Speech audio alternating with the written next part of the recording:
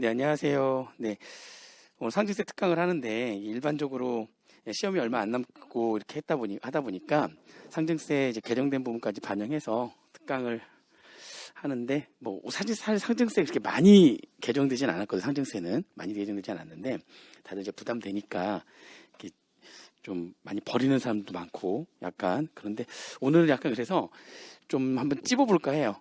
일단 전체적인 내용도 한번 전체적인 보긴 할 건데 그래도 한번 좀 찍어서 한번 보자. 이렇게. 원래 매년 이게 상징세가 예전에는 세 문제 나올 때도 있고 두 문제 나올 때도 있고 막 그랬었는데 꽤 전부터는 거의 두 문제로 이렇게 딱 굳혀졌거든요. 상징세에서 두 문제가 이렇게 출제가 돼요. 두 문제가 출제가 되는데 제가 볼 때는 이게 이제 어떻게 했냐면은 계산형 하나, 이론형 하나 이렇게 이제 문제가 출제가 돼요. 계산형 문제로 하나 나오고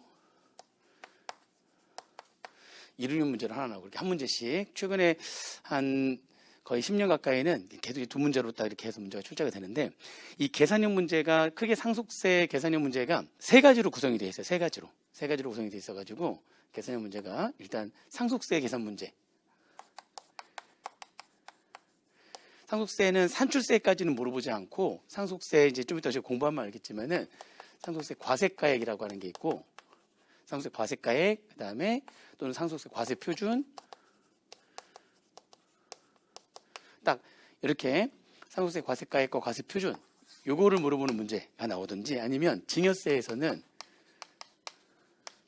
증여세 증여재산가액 증여세는 얘는 증여재산가액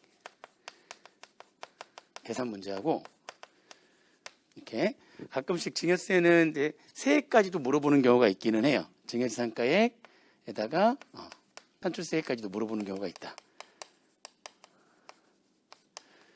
이렇게 그리고 세 번째 계산 문제가 주식의 평가예요. 주식의 평가. 그러니까 자산부채 평가 중에서도 주식의 평가. 주식을 상속을 받았는데 또는 주식을 증여를 받았는데 그 주식 가격을 얼마로 할 거냐. 주식의 평가 이렇게 나와요. 근데 이제 주식의 평가 문제는 정말 간혹가다 한 번씩 나오고 계산 문제는 얘 아니면 얘가 거의 대부분 나오거든요. 가끔 이게 나오는데 근데 그동안 어떻게 나왔었냐면은 주식의 평가는 가끔 나오고 얘네들이 번갈아 가면서 한 번씩 이렇게 나왔던 거죠. 얘가 한 번 나오면 그 다음에 얘가 나오고 이렇게 왔다 갔다 번갈아 가면서 나왔었는데 작년하고 재작년하고는 최근에 갑자기 증여세만 두 번이 나온 거예요. 증여세 쪽에서만 두 번이 나왔어요. 그러면은 2년 연속으로 증여세 계산 문제가 나왔는데 과거 경험에 비춰보면은 3년 연속으로 나오는 경우는 없어요. 가끔 두 번 연속 나오는 경우가 있긴 하지만 그래서 제가 볼 때는 물론 증여세도 간단하게 보긴 하겠지만 그래도 계산 문제에 신경을 쓴다면 저는 이쪽에 상속세 쪽 이쪽 계산 문제 이쪽에 좀 신경을 좀 쓸 것 같아요. 상속세 계산 문제 좀 신경을 쓰고 주식의 평가는 그렇게 많이 어렵진 않거든요. 물론 이제 복잡하지 않고 1차에서 나오는 주식의 평가는 간단해요. 간단하기 때문에 요거는 간단하게 정리하면 돼요. 나오면 간단하게 나오기 때문에 복잡하게 안 나오고 그래서 이번에는 계산 문제는 상속세 쪽에서 좀 신경을 쓰자라고 하는 거고요. 상속세 쪽에 증여세 쪽도 간단하게 살펴보겠지만은 올해 3년 연속으로 증여세에서 계산 문제가 나오는 건 좀 무리지 않냐 이렇게 생각이 들어요. 그 다음에 이론형 문제 같은 경우에는 이제 이게 상속세 쪽 언제나 얘네들은 이제 이론형 문제는 쭉 정리를 해드릴 거니까 근데 약간 이론형 문제 쪽은 상속세 쪽에 계산 문제가 나온다면은 이론형 쪽은 증여 쪽에서 증여세 쪽에서 이쪽에 이론형 문제가 나오지 않을까 이렇게 지금 예상을 합니다. 이번에 예상은 이렇게 돼요.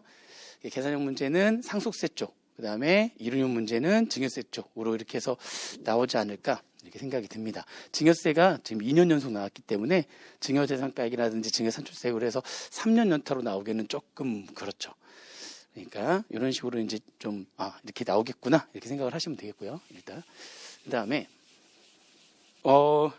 상속세하고 증여세하고 공부하는 중에 작년에 그래도 교재로 한 번이라도 이렇게 쭉 한번 봤었거나 온라인으로 해가지고 좀 했으면은 더 도움이 됐을 텐데 그러지 않은 경우에도 오늘 좀 한번 들어보고 저 내용 보고 할만하다 그래가지고 가져가야겠다라고 하는 생각이 좀 들을 수 있을 정도로만 강의를 할게요. 너무 어렵게는 하지 않을게요. 이게 증여세 같은 경우에는 어렵게 들어가 버리면은 한두 끝도 없이 어렵게 가거든요. 그래서 이제 그건 너무 어렵게 가면은 좀 힘들어질 것 같으니까 너무 어렵지 않게 해서 한번 가도록 하겠습니다. 자, 일단 상속세부터 내용을 볼 텐데요. 258페이지 보시면은 이제 기본적인 개념들도 쭉 한번 볼게요. 이 상속세하고 증여세하고는 이제 부의 무상 이전 과세가 되는 세금이죠. 부의 무상 이전. 그래서 말 그대로 사망으로 인해서 효력이 발생하면은 상속세, 그렇죠? 생존하는 동안에 부의 무상 이전이 이루어지면 증여세가 과세가 되는 겁니다. 그래서 이제 상속세가 과세가 되는 거에서 유증, 사인증여, 상속 등 해가지고 이제 나오는데 거기에다 밑에 이제 내용을 보시면 상속세 총칙 안에 이제 이번에 개정돼가지고 들어온 두 개의 내용이 있어요. 개정에서 두 개 또 있는 거 있죠. 유언 대용 신탁이라는 거랑 수익자 연속 신탁이라는 게 있어요. 그래서 그게 어떤 건지 간단하게 설명드릴 거예요. 그냥 그게 간단하게만 설명 들으시면 되고요. 그런 것들도 이제 상속세를 과세하겠다라고 이제 명시가 된 겁니다. 그래서 도대체 어떤 내용인지 볼 거고요. 아무튼 유증이라고 하는 거는 이제 유언으로 남기는 거. 사인증여 해가지고 사인증여는 살아생전에 야, 나 죽으면 너한테 건물 이거 줄게 라고 해가지고 공증 받아놓는 거예요. 공증을 딱 받아놓고 그래서 정말 사망을 했을 때 건물이 증여가 되는 거. 그것도 사망으로 인해서 효력이 발생하기 때문에 사인증여도 상속세가 과세가 되는 거고요. 상속은 말 그대로 상속세 자연이 과세가 되는 거고요. 그거 말고도 유언 대용 신탁과 수익자 연속 신탁이라는 게 있다. 이게 뭔지 신탁 관련된 내용이라서 간단하게 좀 살펴보도록 하겠습니다. 그 다음에 2번에 가로 1번, 2번 상속세하고 증여세는 부의 무상 이전에 따른 취득자가 비영리법인이거나 자연인인 경우에 한해서 과세가 된다. 왜냐면 이 부의 무상 이전에 따른 취득자가 영리법인이면은 밑에 나오죠. 영리법인의 경우에는 자산 수중이익이 돼가지고 법인이 벌어들인 각사합류도 수익에 포함이 돼서 법인세가 과세가 됩니다. 그래서 영리법인의 경우에는 법인세가 과세가 되기 때문에 상속세나 증여세를 과세하지 않는다. 그러면 부의 무상 이전으로 인한 취득자가 누구여야지만 된다. 비영리법인이거나 또는 개인이거나. 근데 개인도 가로 안에 뭐라고 되어 있죠? 사업과 무관해야 됩니다. 개인의 경우에도 자연인의 경우에도 만약 그게 뭔가 공짜로 받았는데 그게 사업과 관련이 있는 재산을 공짜로 받았다면 그러면 사업소득으로 과세가 되기 때문에 사업소득으로 해가지고 소득세가 과세가 되기 때문에 좀 이따 뒤에서 나오지만 법인세나 소득세가 과세가 되는 부분은 상증세가 과세가 안 돼요. 그래가지고 영리법인의 경우에도 취득자가 부의 무상 이전에 따른 취득자가 영리법인의 경우에 상증세 과세 안 되고요. 자연인이라 할지라도 사업과 관련돼 가지고 공짜로 받은 거라면 상증세가 과세가 되지 않습니다. 걔네들은 이제 사업소득을 해서 소득세가 과세가 된다. 뭐 그런 얘기고요. 그다음에 상속세하고 증여세 과세 방법이 두 가지가 있어요. 유산과세형과 취득과세형이 있습니다. 그래서 그 유산과세형하고 취득과세형의 그림을 잠깐 좀 그리시면은 이런 거예요. 유형의 첫 번째가 유산과세형. 유산과세형. 이제 갑이라고 하는 자가 있는데 갑이라고 하는 자가 이렇게 4명한테 각각 1억씩 이렇게 공짜로 준 거예요. 이렇게. 상속세하고 증여세는 5단계 초과누진세율 구조거든요. 세율 구조가. 그래서 여기 잠깐 걸어드리면은 과세표는 1억까지는 10%, 1억 초과했는데 5억까지는 20%, 5억을 초과했는데 10억까지는 30%, 10억 초과했는데 30억까지는 40%, 그리고 30억을 초과하게 되면 30억 초과 부분은 50%. 이렇게 상속세하고 증여세의 세율이 이렇게 5단계 초과누진세율 구조로 돼 있어요. 나중에 뒤에 나오는데 이렇게 그러면은 이걸 이제 공짜로 갑이 A, B, C, D한테 1억 이렇게 줬을 때 요 총 4억을 줬잖아요. 그러면 이 받은 얘네들 입장에서 과세할 거냐? 이쪽에서 과세하면은 다 1억씩 받은 거니까 다 10%잖아요. 이렇게 10%씩. 그래서 각각 10%씩으로 과세할 거냐? 아니면 얘를 중심으로 해가지고 얘네들한테 준 게 총 4억이잖아요. 4억에다가 초과누진세를 적용할 거냐? 그러면은 1억까지는 10%, 1억 넘어가는 3억은 20%가 적용되는 거니까 여기에다가 과세할 거냐? 아니면 여기서 과세한 다음에 어떻게 하면 돼요? 여기다 과세한 다음에 그거를 4분의 1씩 얘네들이 부담하면 되죠. 그렇게 세금을 부담하게 할 거냐? 아니면 받는 사람 쪽, 이쪽에서 봐가지고 취득하는 쪽에서 봐가지고 각각 1억에 대해서 세율을 곱한다면 각각 10%씩만 곱해지는 거잖아요. 그렇게 해서 과세를 할 거냐? 과세 유형이 이제 두 가지가 있다는 거죠. 유산과세형이라고 하는 거는 여기다가 과세하겠다는 거예요.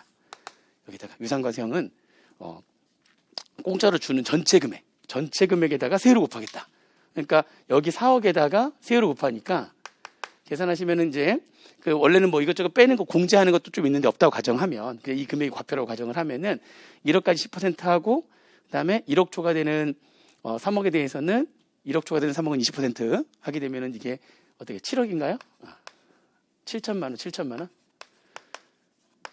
이렇게 그죠? 이렇게 하면 7천만 원 될 거 아니에요? 그럼 7천만 원에 얘네들이 ABCD가 4분의 1씩 1,750만 원씩 각각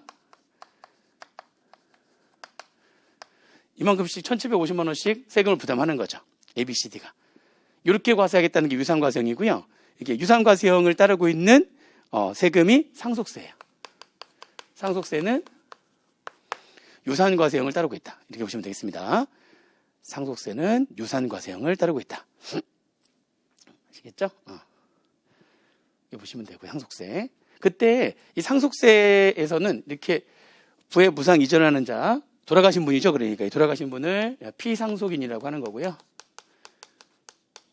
이렇게 피상속인이라고 하는 겁니다. 그리고 그걸로 이제 상속재산을 이렇게 이제 받은 자를 상속인 또는 유언으로 받을 수도 있잖아요. 법적 상속인은 아닌데 또는 유언으로 어디 얼마 주겠다 해가지고 유언으로 받는 사람들, 이런 사람들 이제 수유자라고 해가지고 아무튼 상속인과 수유자는 뭔가 돌아가신 분의 재산을 공짜로 받는 건데 수유자는 이제 유언으로 받거나 아니면은 아까 우리 사인증여, 사인 살아생전에 자식들은 아닌데 친하게 지냈던 친구한테 내가 죽으면 건물 줄게 해가지고 공증 섰단 말이죠. 그래가지고 가면 이제 수유자가 되는 거예요. 유언이나 사인증여로 공짜로 받는 사람들 수유자, 상속인. 그래서 이렇게 되는 건데, 그러니까 유산과세형의 핵심이 이쪽에다가 상속하는 전체 재산에 대해서 세를 곱해서 과세하고 그리고 남은 세액을 4분의 1씩 이렇게 부담하는 거고 하기 때문에 유산과세형인 상속세에서는 핵심이 피상속인이 중요한 거예요. 피상속인이 중요하다. 핵심이. 여기다 과세하는 거니까. 그러니까 세금을 어디다 신고납부할 거냐? 이 사람들이 신고납부할 거 아니야? 얘들이 신고납부하는데 그럼 얘네들이 자기 주소지 관할세무서에 신고하는 거냐? 관할이 여기가 아니라는 거죠. 핵심이 유상과세형은 여기이기 때문에 피상속인의 주소지가 관할이 됩니다. 좀 이따 또 관할 관청도 나와요. 그 다음에 그러면 취득과세형이라고 하는 거는 반대겠죠. 취득과세형이라고 하는 거는 이제 똑같이 갑이라고 하는 사람이 이렇게 A, B, C, D한테 1억씩 줬어요. 그러면 이렇게 취득과세형은 이쪽이 중요한 거. 이때 취득과세형은 증여세가 취득과세형을 따르고 있고요. 이거는 이쪽에 취득자 쪽에서 과세하는 거예요. 그러니까 각자 받은 재산에 대해서 10%씩 이렇게 각자가 1,000만 원씩 세금 내는 거죠. 이렇게 이게 취득과세형이에요.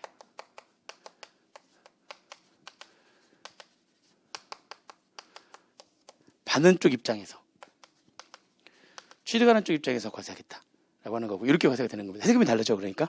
그리고 그때 이제 이건 증여세니까 이제 갑은 공짜로 주는 사람이 증여자라고 하는 거고요.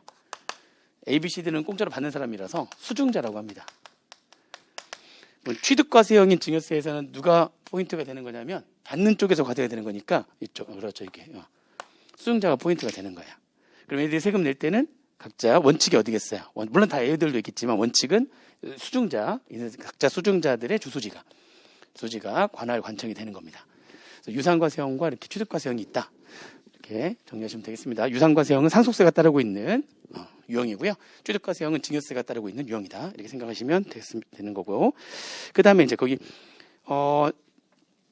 총칙해가지고 용어 뜻 나오는데 상속이라고 하는 거는 말 그대로 이제 아버지가 돌아가셔서 또는 할아버지가 돌아가셔가지고 상속받는 거 이거 당연한 거고요. 그거 말고도 다음의 것을 포함한다.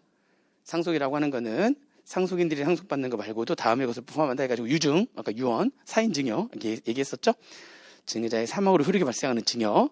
그 다음에 3번에 특별연고자에 대한 상속의 증여인데 이게 특별연고자가 뭐냐면은 상속인은 아니야. 상속인은 아니니까 자식은 아닌데 돌아가시기 전에 피상속인과 생계를 같이 하고 있던 자, 돌아가시는 분이 피상속인과 생계를 같이 하고 있거나 자식은 아닌데 또는 돌아가시는 자 요양 간호를 하고 있던 자거나, 그렇죠? 그 밖에 피상속인하고 특별한 연고가 있거나 돌아가기 전에 동네 사람인데 매일마다 와가지고 같이 놀아주신 거야. 얘기도 해주고. 그러면 얼마나 이제 마지막에 그 사람이 좀 특별해지겠어. 그렇죠? 그런 게 특별 연고자가 그런 사람들인데, 이 특별 연고자는 상속받을 수 있는 거냐? 우리가 그 상속인에는 법정 상속인 말고도 특별 연고자도 상속인으로 봐요.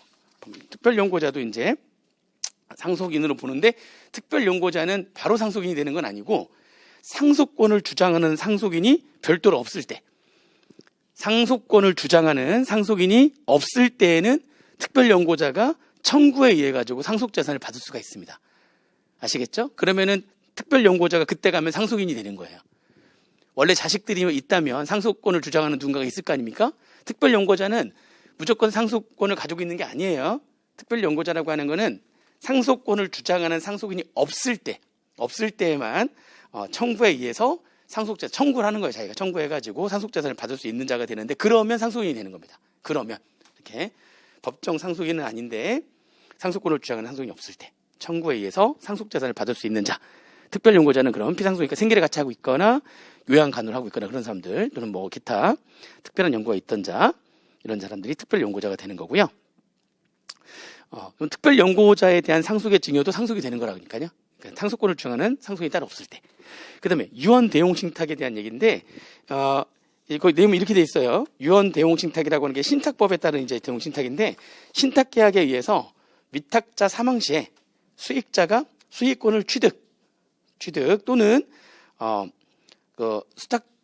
수익자가 위탁자 사망 이후에 신탁재산의 기한급부라는 게 뭐냐면 이제 기초로 신탁재산의 기초로 한 돈을 받는다는 거죠. 신탁재산의 기초로 한 급부, 반대급부라고 해가지고 돈 받는 걸 말하는 거죠. 그러니까 급부를 받는 신탁을 말하는데, 예를 한번 좀 들어보면 이런 거예요. 그러니까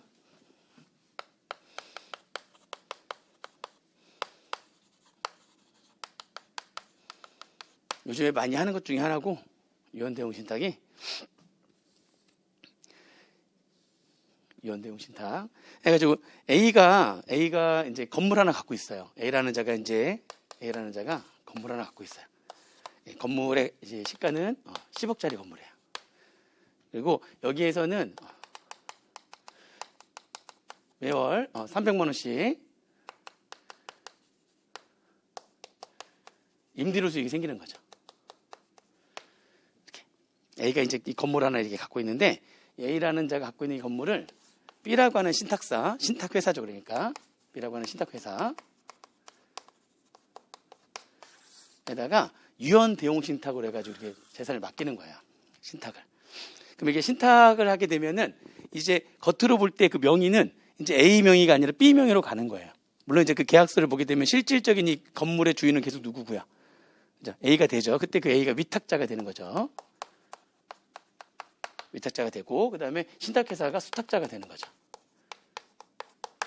유언대용 신탁은 뭐냐면은 본인이 사망할 때까지는 여기서 발생되는 수익이 있잖아요. 지금 여기다 맡겨놨으니까 일단 여기다 옮겨놓는 거예요. 그러니까 자기 재산인데 이쪽에다 다 옮겨놓는 거예요. 다 옮겨놓고 거기서 발생되는 수익은 누가 먹겠어요? 당연히. 별도로 따로 수익자를 지정하지 않고 얘가 수익을 먹는 거예요.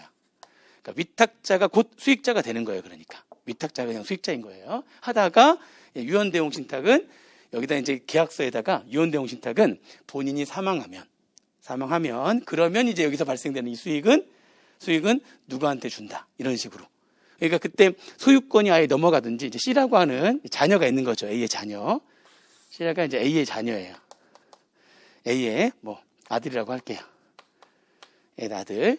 A의 아들은 여기서 발생되는 수익 계속 못 먹는데 돌아가시면 이제 형식적으로는 누구 걸로 돼 있어요, 지금? 이제 이쪽으로 옮겨진 거니까 이 신탁회사 명의로 돼 있는 거예요, 지금 명의는.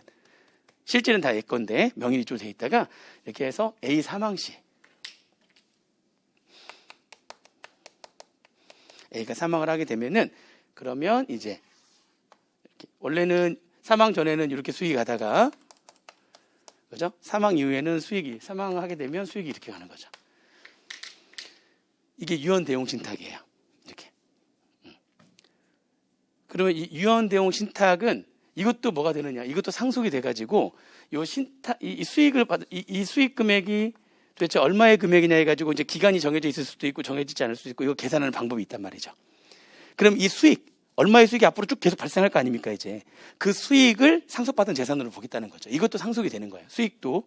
앞으로 이제 계산하는 방법이 있어요. 이것도 계산하는 방법이 있는데, 그거는, 2차에서도 나오기 좀 힘들 수도 있는데, 나온다면 뭐 2차에서는 한번 보긴 할 건데, 1차에서는 그냥 개념만, 이 수익 계산하는 방법이 있고요.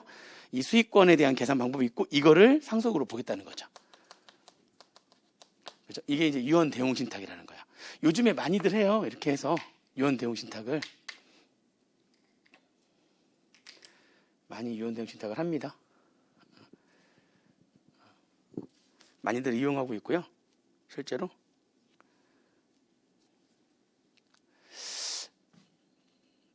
그러니까 이게 이제 그럼 뭐 그냥 돌아가신 다음에 그냥 이렇게 주면 되는 거 아닌가? 그래도 되잖아요, 그죠? 근데 이제 여러 가지 이제 문제가 좀 있는데 본인이 마지막에 이제 좀 약간 치매라든지 뭐 이런 것들이 와가지고 정신이 오락가락 막 이렇게 할 때가 있어요. 자기 자식도 잘 못 알아보거든요. 나중에 그럴 수도 있거든요. 그러니까 제정신이었을 때에 이렇게 좀 맡겨놓으면은 나중에 자기가 어떤 일이 발생한다 할지라도 요즘에 그런 질환들이 꽤 많다 보니까 한다 할지라도 안정적으로 이렇게 자녀들한테 이렇게 넘어가는 경우가 있고 또 두 번째는 뭐냐면은 이 상속이라고 하는 것 자체가 유류분제도라는 게 있어요. 유류분제도. 유류분제도. 그게 무슨 말이냐면은 내가 특별히 살아서 이제 이 아들, 예를 들면 얘가 이제 둘째야.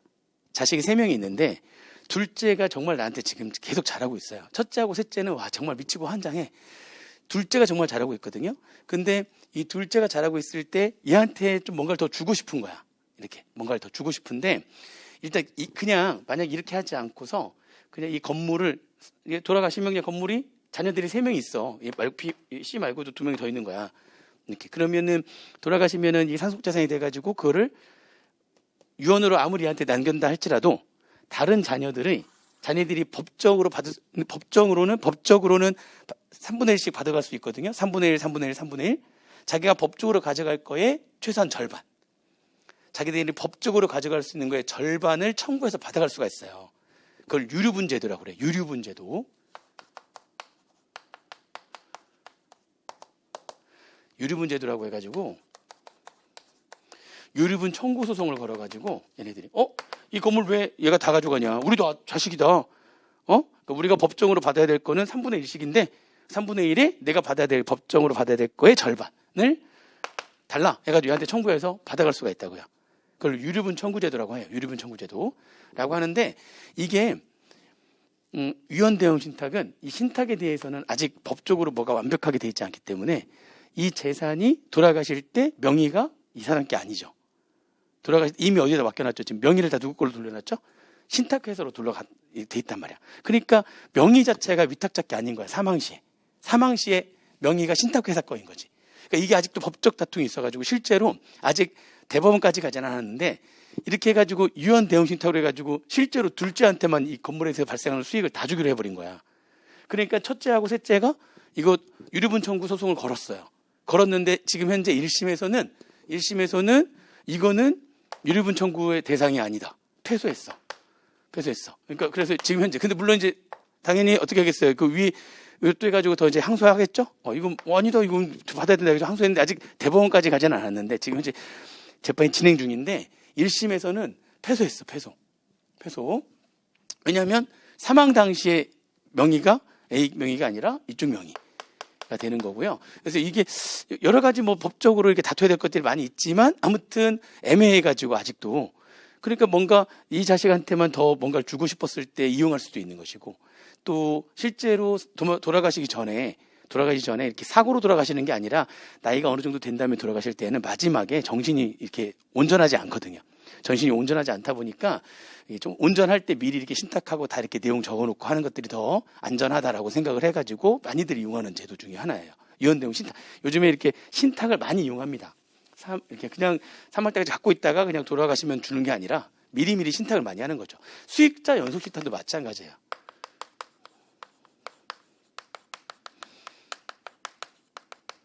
그러니까 얘랑 이제 연결되는 개념이에요. 유언대용 신탁. 여기 또 마찬가지로 유언대용 신탁 안에 이게 사실 이렇게 어떻게 보면 넓은 의미에서는 여기 안에 다 들어가 있는 것 중에 하나긴 한데 수익자 대용 신탁은 여기 유언대용 신탁에다가 하나 더 건 거예요. 그러니까 예를 들면은 이 C가 A의 배우자야. 배우자. 이렇게. 배우자. 그러면 여기서만 딱 끝나면 이게 유언대응 신탁이고요. 이렇게. 그런데 여기다가 하나 더 쓰는 거야. 배우자나 뭐 A나 C나 나이가 다 비슷비슷할 거 아니에요. 근데 일단은 내가 사망했을 때에 자식들이 부인을 잘 모실지 안 모실지 불안한 거야. 부인도 나이가 많으니까. 그러니까 이제 자기 부인도 배우자도 나이가 많으니까 불안하니까 일단은 부인이 이 수익을 먹게 하고 말 그대로 그 수익자 또 먹였어요. 그러니까. 그리고 이제 이 부인이 이제 얼마 안 있다가 또 돌아가실 거 아니에요. 그죠? 그러면 사망하면은 다시 이제 D라고 하는 A의 자녀. 아들을 이 C 사망이 되면 그 A하고 C의 아들이죠. 그러니까 A하고 C 아들한테를 수익자로 이렇게 미리 다 이렇게 해버리는 거야. 그러니까 유언대용 신탁의 일종이에요. 그러니까 수익자 연속 신탁도 결국에는 이렇게. 그러면 이때 이제 그렇게 되면 사망하면 여기서 이제 수익이 이렇게 올 거 아닙니까? 이제 이렇게 되면 C가 사망하면 수익이 이렇게 된단 말이죠. 그럼 그 수익 같이 계산하는 방법이 있다니까요. 이것도 뭐가 된다고요? 이제 상속이 되는 거. 상속이라고 상속재산으로 봐서 상속세를 이제 과세하는 거죠. 그 상속재산 누가 남긴 상속재산으로 보는 거예요. 이제 이거는 C가 남긴 상속재산이 되는 거죠.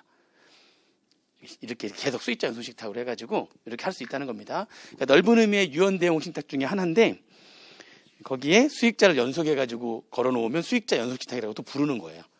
그러니까 유언대용 신탁 중에 하나인데. 그러니까 이것도 이제 명확하게 이제 무슨 세를 과세하겠다는 겁니까? 유언대용 신탁 그리고 수익자 연속 신탁에 대해서 돌아가시면 수익 이렇게 먹잖아요, 그죠? 그때 그 수익에 대해서 계산해가지고 상속세 과세하겠다는 거고 돌아가시면은 또 이렇게 돼 있는 신탁이라면 돌아가시면 또 이제 아들이 아버지하고 어머니하고 나이가 비슷비슷하시니까 돌아가시면 아들이 연속으로 이제 이렇게 그 수익을 이렇게 이제 이 수익이 이쪽으로 간다. 수익자가 이쪽으로 이렇게 되는 그런 수익자 연속 신탁의 경우에는 또 이제 C의 상속재산이 돼가지고 뒤쪽에서 상속세를 과세하겠다. 명확하게 명시를 한 겁니다. 이게 유언대용 신탁이라든지 수익자 연속 신탁이라든지 이게 생긴 거는 10년 됐어요. 그러니까 10년 동안 과세를 안 한 건 아니고요. 10년 동안은 상속세가 아니라 애매하니까 증여세로 과세를 했었던 건데 증여세로 과세를 했던 거라면은 그러면은 취득과세용으로 과세를 했던 건데 그게 아니라 이제 이거는 무슨 세를 과세하겠다? 상속세를 과세해서 다른 상속재산들과 다 합해가지고 한꺼번에 유상과세용으로 해가지고 과세하겠다는 거죠. 증여세가 아니라 상속세로 과세하겠다라고 이걸 명시를 한 겁니다. 그렇게 해서 정리하시면 되고요. 그 다음에 이제 상속개시일은 말 그대로 돌아가신 날 만약에 실종이 됐다면 실종 선고로 일이 되는 거고요. 돌아가셨으면 사망한 날이 상속개시일이 되는 겁니다. 상속재산이라고 하는 거는 이제 용어를 쭉 보는데 상속재산은 피상속인에게 귀속되는 모든 재산을 말하는데 밑에 보니까 금전으로 환산할 수 있는 경제적 가치가 있는 모든 물건, 재산적 가치가 있는 법률상 또는 사실상의 모든 권리, 아무튼 경제적 가치가 있거나 재산적 가치가 있는 모든 자산이나 권리나 뭐 이런 것들이 전부 다 상속 재산이 되는 거예요. 돌아가실 때 남겨놓은 재산, 가치가 있는 남겨놓은 재산들이 다 상속 재산이 되는 겁니다. 그래서 그 밑에 이제 보니까 코프시 해가지고 확정된 배당금, 아직 받진 않았지만 확정된 배당금은 이제 곧 받을 거 아닙니까? 이것도 상속 재산이 되는 거고요. 예금이자가 발생한 거야. 발생한 것도 이제 받으면 되는 거잖아요. 발생된 예금이자 같은 경우에도 그것도 상속 재산이 되는 거고요. 무상주를 받을 권리가 이제 생겼는데 아직 받지는 못한 거예요.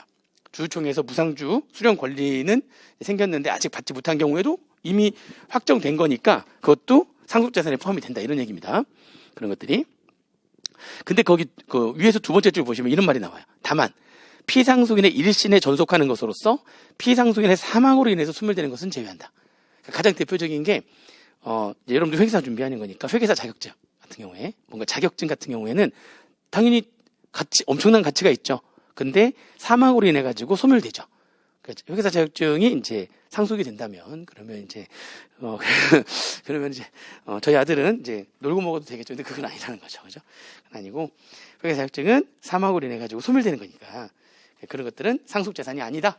그런 것들은 이제 일신에 전속하는 것으로서 사망으로 소멸하는 것 이렇게 표현합니다. 그런 것들은 상속 재산이 아니고 그게 아닌 재산 가치가 있는 모든 것들은 상속 재산이 된다. 돌아가셨을 때 남겨놓은 재산, 이미 확정된 재산 이런 것들이 다 상속 재산이 되는 거고요.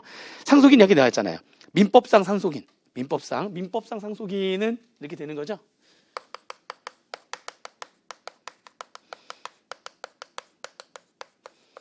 민법상 상속인은 이제 민법상 법정 상속인 해가지고 1순위.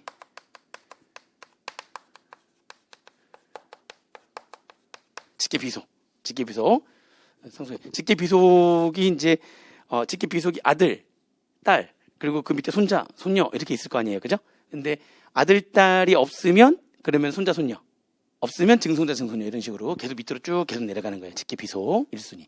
근데 1순위 밑으로 내려가는데 아무도 없다면 2순위가 직계존속.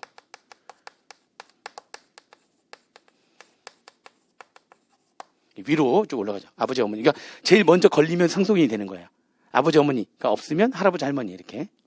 없으면 그 위는 이렇게 좀 아무튼 이렇게 해서 이렇게 위로 계속 올라가는데 먼저 걸리는 사람이 상속인이 되는 거예요. 순서가. 근데 밑도 쭉 가는 데 없고 위도 쭉 가는 데 없다. 그러면 3순위가 형제자매.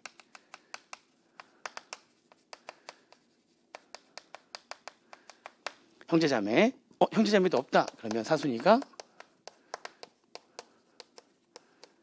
사촌 이내 반계 혈족 됩니다. 이렇게 여기까지도 없으면은 이제 국가에 귀속되거나 뭐 이렇게 되는 거예요. 이렇게. 아니면 이제 여기 이런 법정 상속인이 상속권을 주장하지 않는데 아까 얘기했던 특별 연고자들이 나타나가지고 그 사람들이 청구해가지고 상속재산을 받아갈 수가 있고요. 그렇죠? 그러면 걔네들도 상속인이 되는 거예요. 민법상의 상속인은 아닌데 여기에 상속권을 주장하는 자가 없으면 특별 연고자도 상속재산을 받을 수가 있거든요. 근데 중요한 거는 이제 배우자가 없잖아요. 배우자는 언제나 직계비속과 직계존속이 상속인이었을 때 언제나 공동상속인이 됩니다. 배우자. 여기 이제 배우자가 이렇게 있어요. 배우자는 그래서 직계비속이 1순위였을 때 배우자가 있으면 직계비속과 배우자가 공동상속인이 되는 거고요. 직계비속이 없이 직계존속이 있었을 때는 직계존속과 사망한 자의 배우자가 공동상속인이 되는 겁니다. 그러면 3순위로 가려면 그러면 배우자는 직계존비속이 없이 배우자만 있다. 그러면 이제 배우자 단독상속이 되는 거고요. 그렇게 직계존비속이 없는 상태에서 배우자만 있으면 배우자 단독상속이라고 하는 겁니다. 그래서 그 배우자 단독상속이라는 경우가 있어요. 나와요. 배우자가 단독으로 상속을 받으려면은 직계존비속이 없는 상태에서 배우자만 있다면 배우자 단독 상속이 되는 거고요. 따라서 형제자매가 민법상 상속을 받으려면은 직계존비속과 배우자까지 없어야 돼요. 직계존비속과 배우자까지 없어야 이제 형제자매가 민법상의 상속이 되는 겁니다. 순서가 이렇게 되어 있는 거고요. 그러면 이 경우가 가장 많겠죠. 이 경우가 이런 경우가 가장 많은데 예를 들면은 자녀가 이렇게 2명이 있고 그리고 배우자가 있는 거죠. A, B의 자녀와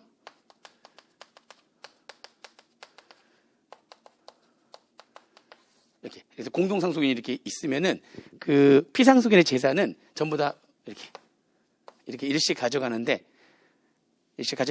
배우자는 언제나 공동상속인이 됐을 때 배우자는 언제나 50%를 더 할증하는 겁니다. 이렇게 0.5를 더 할증해가지고 전체 A 자녀는 3.5분의 1을 가져가고 B도 3.5분의 1을 가져가고 배우자는 3.5분의 1.5를 가져가고 이런 식으로 이렇게 가져가게 돼 있어요. 배우자는 언제나 50%를 또 할증합니다.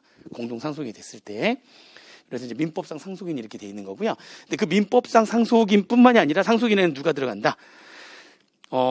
상속인인데 민법 상속이 이렇게 상속이 됐는데 이 중에 A 자녀가 난 상속 포기. 난 상속을 포기하겠다. 상속을 포기했어요. 그 얘기는 무슨 얘기냐면 돌아가셨을 때 있는 상속 재산 있죠. 그 상속 재산을 받지 않겠다. 라고 하는 게 상속 포기거든요. 상속 포기를 한 자도 상속인이 됩니다. 왜냐하면 상속인이라면 납세의무가 있다는 거잖아요. 상속인.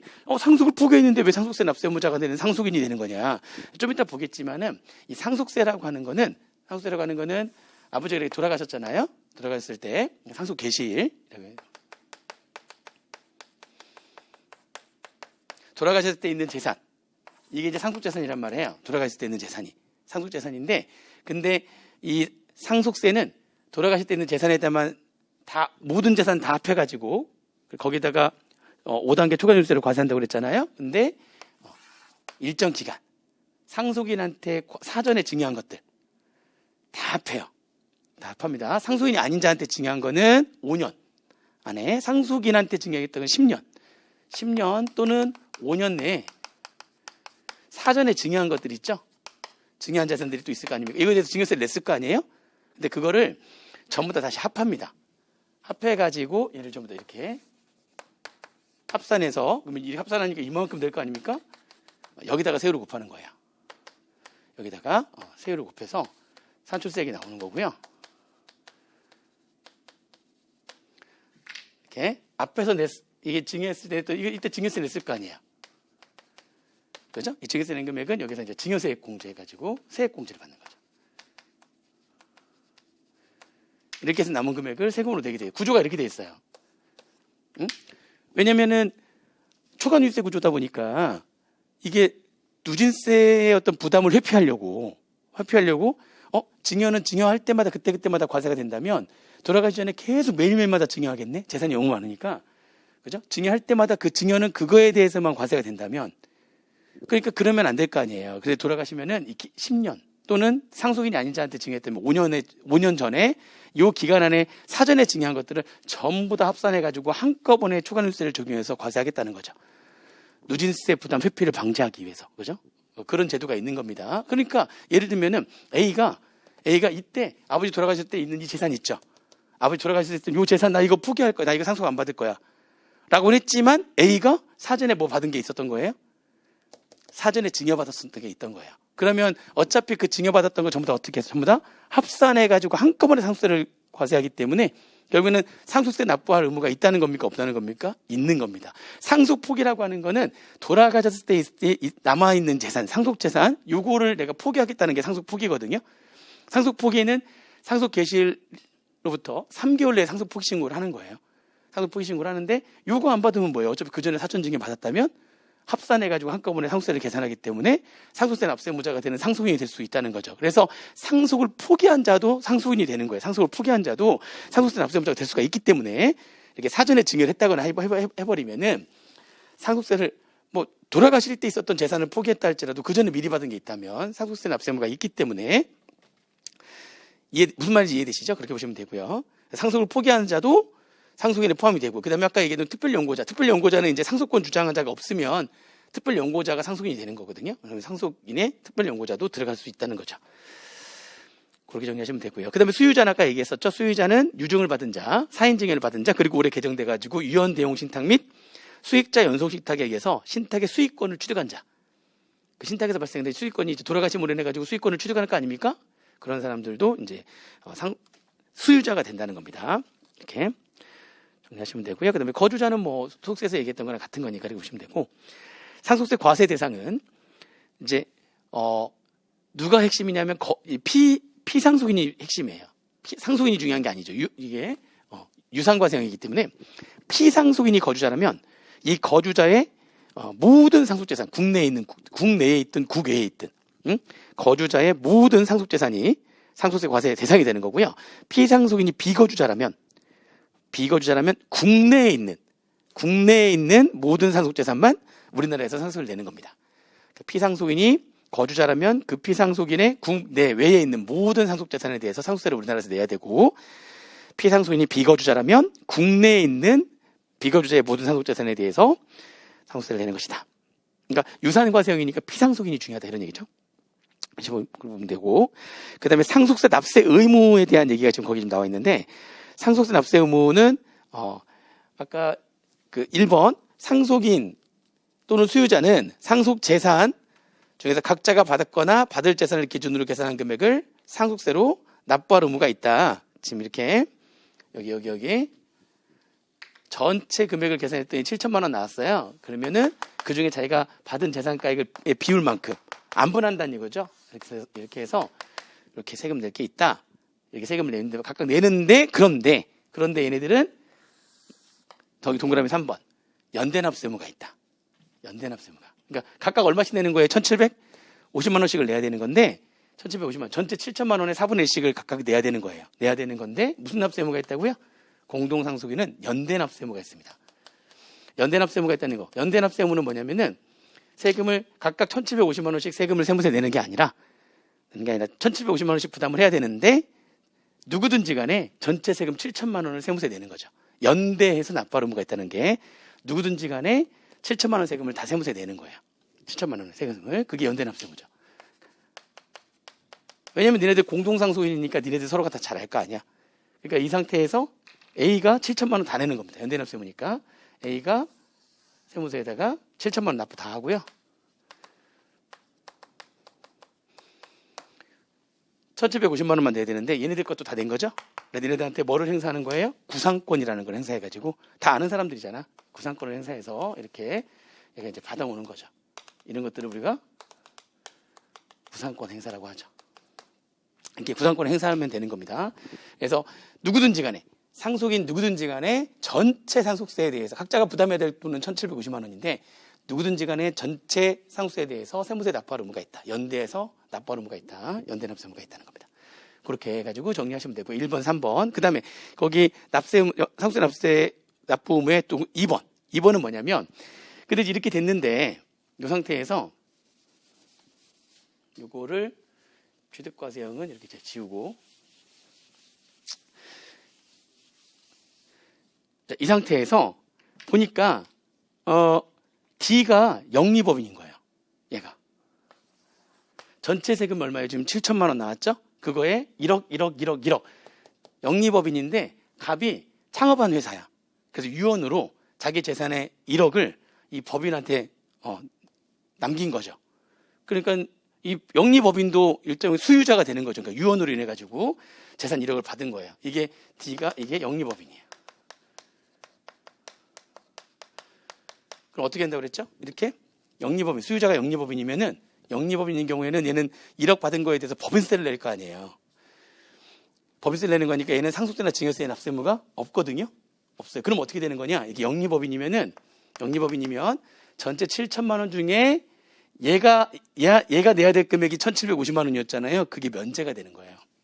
그러니까 얘가 영리법인이면은 그러면 전체 세금이 이제 얼마 되는 거면 7천만 원에서 1,750만 원만큼 이 영리법인한테 가야 되는 이 부담액이 면제가 되기 때문에 왜냐면 무슨 세를 내기 때문에 법인세를 내기 때문에 상증세가 면제가 된단 말이에요. 그러면 결국에는 이제 연대납세의무를 질 때 얘는 빠지겠죠. 이렇게 얘는 빠지고 ABC가 얼마를 내는 거냐면 ABC가 5,250만 원. 그러니까 7천만 원이 아니라 이제 5,250만 원에 대해서 ABC 이쪽에 1,750만 원 면제가 된 거니까 그죠? 7천만 원에서 걔를 뺀 나머지 5,250만 원에 대해서 연대납부 의무를 지는 거예요. ABC가. D는 면제가 된 거니까. D가 부담해야 될 건 면제가 되는 거니까. 이렇게 보시면 돼요. 여기까지는 이해되시죠? 법인세를 내는 거니까. 자, 그랬더니 이게 알고 보니 이게 영리법인인데 그러면 이제 상속세를 안 냈잖아요. 근데 여기 보니까 이 D에 주주 중에 A가 있는 거야. 이 D의 주주에 A가 있는 거죠. 상속인이 있는 거예요. 상속인이. 그러면 보세요. 법인세는 최고 세율이 25%밖에 안 되잖아요. 10, 20, 22, 25. 근데 상증세는 10에서 최고 50%까지 가는 거죠. 지금 여기 금액을 적게 해서 그런데 만약에 이 금액이 뭐 더 크다면 상속세를 더 내야 되는데 사실은 얘가 이 D법인의 지분을 100%를 갖고 있는 거예요. 그러면은 법인세 더 낮은 세금을 내고 실질적으로는 자기가 그 재산을 마음대로 또 만약 1인 주주라면 마음대로 할 수 있는 거 아닙니까? 이런 식으로 조세를 회피할 수가 있겠네. 그러니까 이 영리법인의 주주에 누가 있는 거예요? 상속인 또는 그 상속인의 직계 비속 아들. 상속인이 있거나 상속인의 아들이 있거나. 상속인은 아들이 있으면은 손자는 상속인이 아니에요. 아까 직계 비속 중에서도 먼저 걸려야지만 최측근이어야지만 먼저 걸려야지만 상속인이 되는 거라고 그랬잖아요. 그러니까 아들이 있는 상태에서는 손자는 상속인이 아니거든요. 근데 여기 주주에 알고 보니까 상속인이 있거나 영리법인의 주주에 상속인의 직계 비속이 있는 거지. 아들이 있는 거지. 이렇게 돼버리면은 조세를 회피할 수가 있는 거잖아요. 더 낮은 세금이 법인세를 내고도 실질적으로 그 재산은 자기네들이 마음대로 할 수 있는 거니까. 그래서 이게 이제 동그라미 2번이에요. 영리법인이라면 상속세가 면제가 되는데 그 영리법인의 주주 중에 또 누가 있다면 상속인 및 그의 직계 비속이 있다면 그죠? 그러면 다시 상속세 납세의무를 집니다. A가 이제 상속세 납세의무를 져요. 얼마를 지는 거냐? A의 상속세 납세의무는 상속세 얼마만큼을 상속세 납세의무를 지는 거냐라고 하는 거죠. 그러니까 그게 이제 동그라미 2번에 산식이 나와 있죠. 영리법인이 받았거나 받을 상속 재산에 대한 상속세 상당액. 거기 산식 나와 있으니까 그게 얼마예요? 지금 영리법인이 받았거나 받을 여기 사례에서 이거에 대한 상속세 상당액 면제가 됐지만 얼마면 1,750만 원. 그렇죠. 영리법인이 받은 그 재산에 대한 상속세 상당액 면제가 된 상속세 상당액에서 여기서 빼기 그 법인세 이게 지금 상속세 상당액인데 법인세는 냈을 거 아니에요. 그 법인세를 뺀 나머지를 A가 내라는 거예요. 그 법인세를 뺀 나머지가 얼마냐? 1억. 예. 이거 상속세에서는 거기 몇 퍼센트로 돼 있죠 보니까 가장 낮은 법인세 세율을 곱하게 돼 있어요. 10% 이렇게. 그러니까 이게 이렇게 곱한 이게 뭐냐면 이게 그 영리법인이 공짜로 받은 거에 대한 법인세 상당액이에요. 법인세 상당액. 그러니까 영리법인이 받았거나 받은 상속재산 1억에 몇 퍼센트를 곱하게 돼 있죠? 10%를 곱한 금액을 빼게 돼 있는데 이게 영리법인에 했던 법인세 상당액. 영리법인에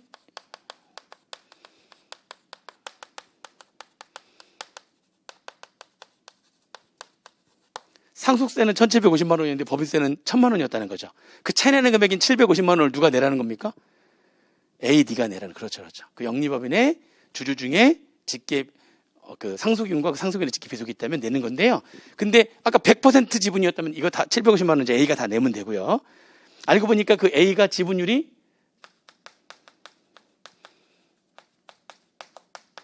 지분율이 40%였던 거야. 그러면 요 금액 요거에 그 주주의 지분율 이렇게 40% 내는 거고 100%라면 이거 다 내는 거고 그죠? 40% 지분율 이건 이제 그 A 상속인 또는 상속인의 직기비속 지분율을 곱한 만큼을 상속세로 내라는 겁니다. 조세 회피를 못하게 해버린 거죠. 상속인 또는 그 상속인의 직기비속의 지분율 40%로 가정한다면 750만 원 40%니까 300만 원을 이거를 상속세로 납부를 하는 거예요. 누가? A가 더 내는 거죠. A가 더 이렇게 내야 되는 겁니다. 여기 동그라미 2번에 대한 내용이에요. 특별 연고자 또는 수유자가 영리법인인 거죠. 유언으로 영리법인한테 그렇게 남길 수 있잖아요, 재산을. 근데 그 영리법인 안에 누가 있다? 영리법인의 주주 중에 상속인 또는 그 상속인의 직계 비속이 있다면 그러면 상속세 내야 될 거 법인세만 냈으니까 줄어들었을 거 아닙니까? 그 세금 그 차이 나는 금액만큼을 더 내야 된다는 거예요, 상속세로. 어렵지 않잖아요. 그러니까 이게 주의하실 때 영리법인한테 상속세 면제됐던 금액 있잖아요. 그거에다가 영리법인 했던 법인세를 빼면 되는데 법인세 세율을 몇 퍼센트로 지금 딱 법에서 정해버렸어요? 10%. 10%. 사실은 20%나 25%일 수도 있는데 22%일 수도 있고 그죠? 근데 제일 낮은 거로 곱하게 해버렸어요. 그러면 빼는 격차가 더 커져버리겠네요. 실제로 낸 거보다 세금을 더 낼 수도 있으니까 함부로 이런 짓 하지 말라는 거죠. 그러니까 잔머리 쓰지 말아라. 10%로 딱 해버릴 거야. 무슨 말인지 이해되죠? 그리고 당연히 지분율 곱해야 되겠죠. 지분율 곱한 것만큼 해서 이렇게 해서 내는 겁니다. 자, 이렇게 보시면 되고요. 자, 3번에 그런 말 나오죠. 상속세는 상속인 또는 수유자가 각자가 받았거나 받을 재산을 한도로 해서 연대해서 납부를 물으시는 거고요.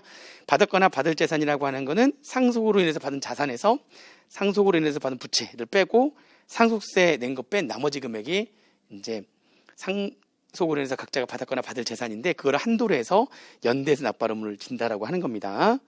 보시면 되고요.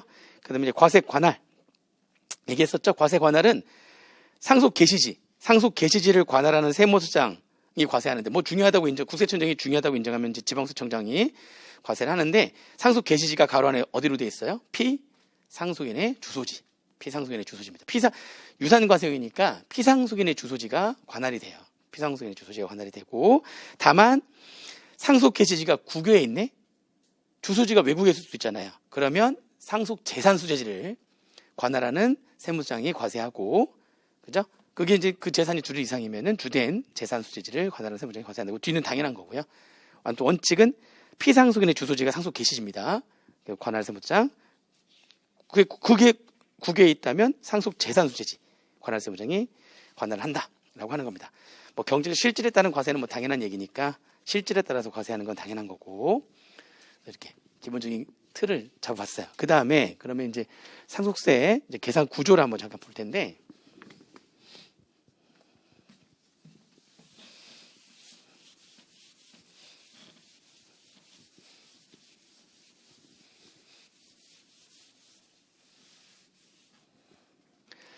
자, 상속세 계산 구조는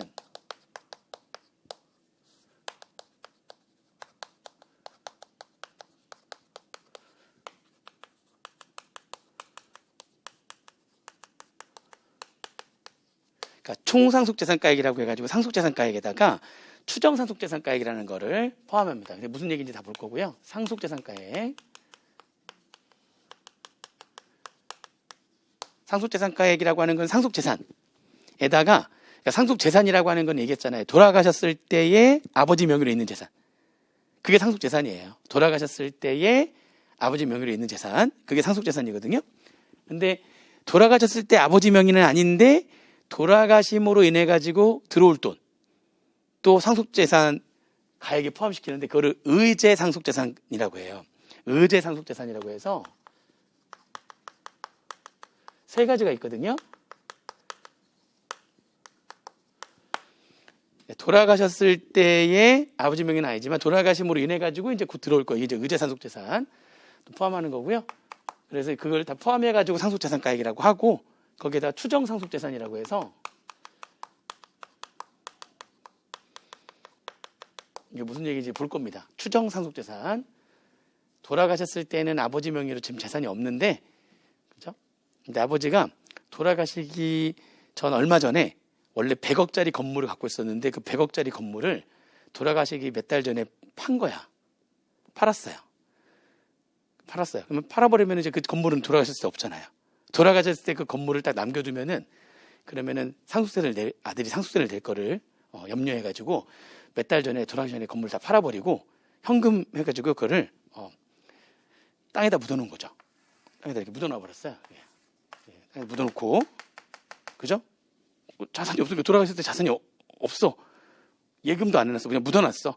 그리고 아들한테는 뭘 남기면 돼? 보물지도 남겨가지고 나중에 이렇게 찾아가라. 그러면 여기 있을 것이다. 이렇게 보물지도 남기는 거죠. 확인이 안 되잖아요. 그러니까 돌아가기 전 일정 기간 내에 뭔가 갖고 있던 자산, 또는 아니면 예금이 엄청 많으셨는데 예금이 50억 있었는데 50억 다 인출했어. 돌아가기 전에. 남겨놓으면 세금 내야 되는 거니까. 그래서 다 어떻게 또 땅에 묻어놓은 거예요.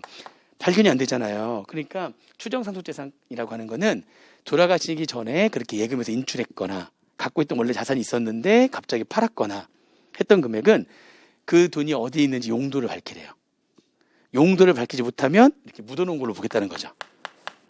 그러면 내가 입증하는 거예요. 그러니까 추정이라고 하는 거니까, 이 돈 지금 돌아가실 때 봐라. 지금 우리가 지금 여기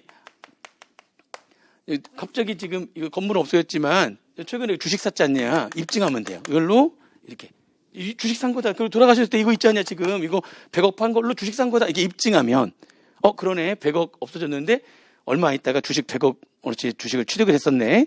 이거 알아보면 다 알 수 있잖아요. 그죠? 이걸 입증하면은 그건 이제 상속재산이 아닌 거죠. 왜냐면 이거는 추정상속재산이 아니라 이거 자체가 어디 있으니까 이제 여기 안에 들어가 있는 거니까. 근데 100억 증발했는데 아무것도 입증을 못 해. 그러면 여기 이렇게 묻어놓은 거죠.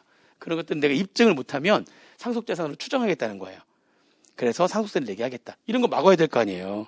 돌아가기 전에 막 다 처분하고 뭐고 막 땅에 묻어놓고 막 이럴 거 아닙니까?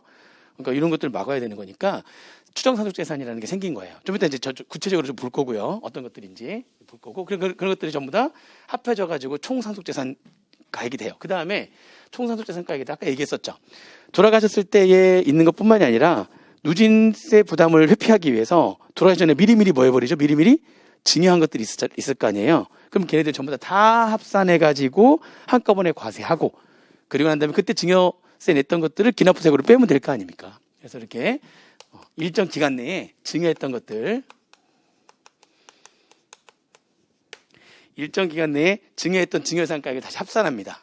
그 일정 기간이라고 하는 거는 상속인한테 사전에 증여한 거는 상속개시일 전 10년, 상속인이 아닌 자한테 사전 증여한 거는 상속개시일 전 5년, 10년 또는 5년 내에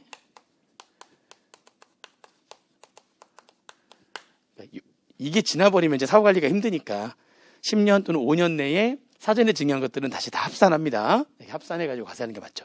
그래서 이게 다 합해가지고 한꺼번에 초과점세를 적용하고, 그때 증여했을 때의 증여세 낸 것들은 기납부세액으로 빼주고 이제 이렇게 하는 거고요. 그 다음에 이렇게 됐는데 여기다가 아무리 이제 상속재산이라 할지라도 좀 이따 보겠지만 비과세 되는 것들 빼고요. 비과세 되는 것들 뺍니다. 네, 과세가액 불산입이라고 하는 게 있어요.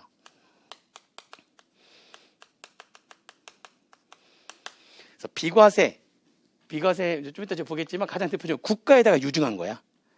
국가에다가 뭘 남긴 거죠. 또는 지방자치단체 또는 정당, 국가, 지자체, 정당에 자기 재산을 유언으로 남겼다면은 걔네들은 과세하지 않아야겠죠. 뭐 그런 것들 좀 이따 어떤 것들이 잠깐 볼 거고 간단해요. 보면 되고요. 과세가액 불산입이라고 하는 것도 어려운 건 아니에요. 과세가액 불산입은 이제 아버지 돌아가신 분 피상속인 아니면 상속인이 해도 되는데 이제 비과세는 국가나 지자체나 정당한테 유증으로 남긴 거잖아요. 돌아가시는 분이. 과세가액 불산입은 뭐냐면은 이제 아버지 또는 돌아가신 아버지가 아니라 그 아들이 그 아버지 유지를 받아가지고 이게 상속 받았는데 그 재산을 공익법인한테 공익법인을 만든 거야. 출연해서 출자하는 거죠. 그래서 그 재산을 가지고 출자를 해서 공익법인을 만들거나 아니면 아버지가 받은 그 재산을 공익신탁에다가 맡기는 거죠. 공익신탁은 이제 그 신탁에서 발생되는 수익을 공익 목적으로만 쓰겠다는 거죠. 그러니까 공익법인을 만들어 버리거나 상속받은 재산으로 아니면은 그 상속받은 재산을 공익신탁에다 맡겨가지고 공익신탁에다 맡긴다는 거는 거기서 발생되는 수익을 그죠? 공익을 목적으로만 쓰겠다는 거니까 그렇게 공익법인을 만들거나 또는 공익법인에 출연한다고 하는 거죠. 출연하거나 공익신탁에다가 맡기는 거 있죠?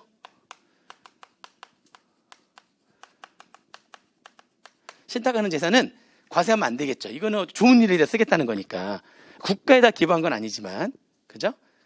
공익법인에 출연을 했거나 이렇게 했거나 그러니까 공익법인에 출연하니까 내가 그 지분은 갖고 있는 거긴 하지만 좋은 일에다 다 쓰겠다는 거잖아요. 이것도 신탁이니까 그 재산 자체는 내 거지만 그렇지만 거기서 발생되는 모든 수익을 공익을 목적으로 쓰겠다는 거니까 걔네들은 빼주는 거예요. 걔네들은 비과세라고 표현하지 않고 뭐라고 한다고 다 이 공익과 관련된 것들은 얘네들은 과세가액 불산입이라고 표현을 하는 거예요. 과세가액 불산입. 이게 이쪽에 이번 사실 상속세 개정이 이 공익과 관련해 가지고 이게 엄청나게 개정이 많이 됐는데 이거는 우리 이제 실무상의 문제인 거지.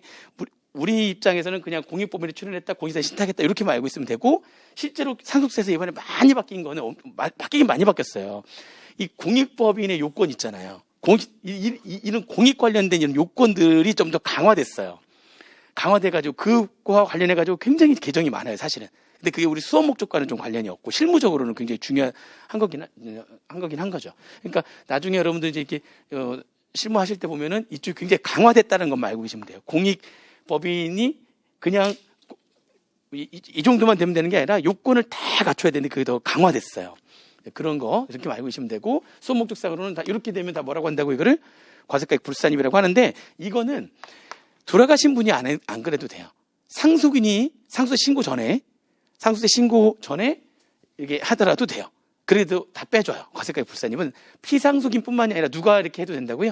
상속인이 해도 되는 거예요. 그 정도로만 알고 계시면 돼요. 과세가액 불산입이라고 하는 거는. 공익법인에 출연하거나 공익신탁에 신탁하는 건데 상속인이 해도 된다 이거는. 그죠? 그 다음에 빼주는 게 하나 더 있는데 이제 그게 과세가액 공제액이에요. 과세가액 공제액이라고 해가지고 3개.